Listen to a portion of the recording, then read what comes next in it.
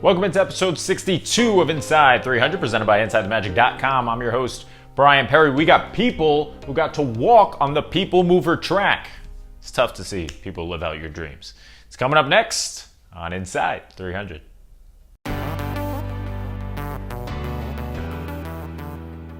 Guests aboard the Tomorrowland PeopleMover over the weekend got a nice surprise as the attraction got stuck with some of the trains inside of Space Mountain.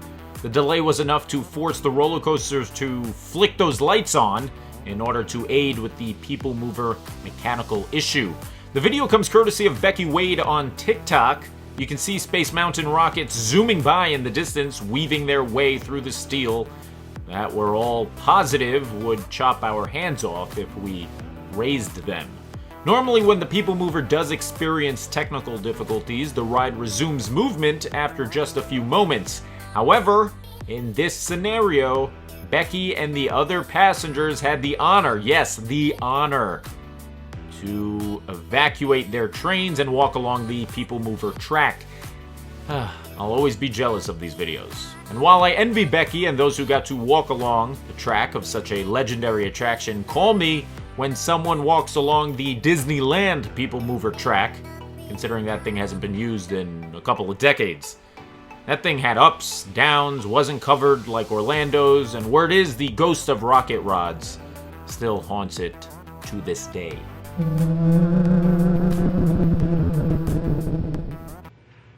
I wish there was a way to know you're in the good old days before you've actually left them.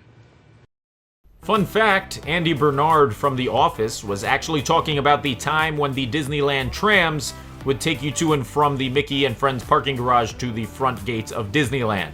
Since the pandemic began, the trams have not operated, causing guests to walk nearly a mile to get to the entrances of Disneyland and California Adventure, thus missing the good old days.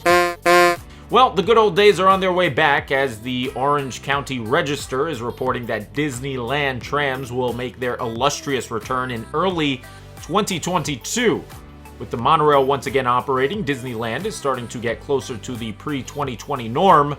I do think it's a little strange that Disney released this info regarding the trams a full 2 months in advance of them coming back. But either way, it's good news. So here's to the trams. As a huge supporter of the new Mickey shorts, I understand that the relatively new animation and overall vibe of the cartoons has many Disney fans split. But if you think Goofy looking like this is causing controversy, let me introduce you to Mickey and the Runaway Brain short of 1995.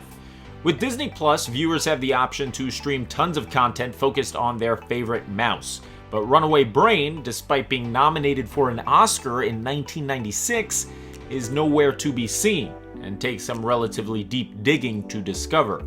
The story follows Mickey trying to find a way to make a quick $1,000 to pay for a vacation that Minnie believes they're going on. Mickey ends up taking on a gig with a mad scientist and ends up having his brain swapped with an enormous monster named Julius. So Mickey's persona ends up in this large, strange, and very unmarketable monster, and the monster's insane and dim-witted brain ends up in Mickey's body. The two escape the lab, confusing Minnie, before battling on top of a skyscraper, where they both get electrocuted, which of course in cartoon world means that their brains now swap back.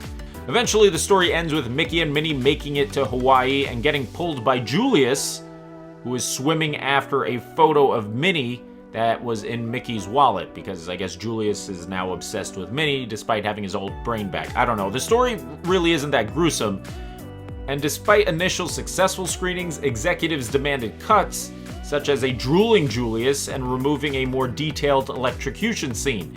Creating a terrifying version of Mickey and attempting to market it was going to be a problem. Monster Mickey became a tug-of-war in studio, and ultimately when Jeffrey Katzenberg left his position as chairman of Walt Disney Studios, the short film support diminished.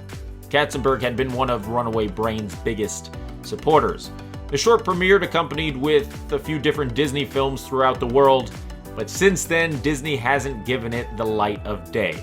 If you'd like to get into the Halloween spirit, you can check out the short in its entirety on Daily Motion. As for Disney Plus, yeah, that's not going to happen anytime soon. And that's going to do it for this episode of Inside 300. If you like what you saw, be sure to subscribe. Click that bell icon. This way you're notified every time we come out with brand new content. A new episode of 50 for 50, the top 50 attractions in the history of Walt Disney World, drops this upcoming Sunday. So be sure to check out if your favorite ride has made the list. I'm your host, Brian Perry. And as always, bye-bye.